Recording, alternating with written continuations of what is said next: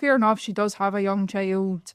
You know, it is hard to balance like childcare and I guess being a mum with like such a high profile job.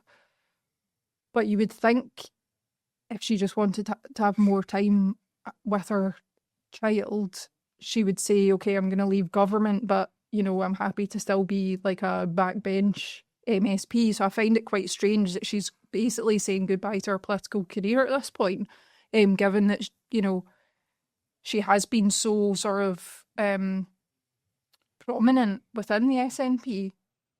I mean, she has hinted in the past about the difficulties in juggling representing a Highlands constituency, working in Edinburgh, and having to raise her child. And so that hasn't really been a massive surprise.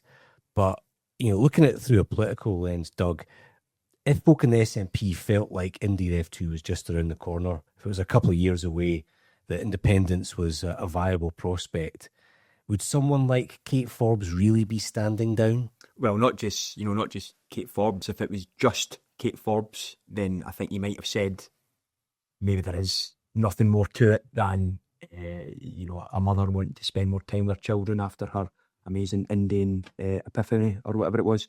But but I think the fact there's, what was it now? What are we at, 24, 25 SNP, MSPs?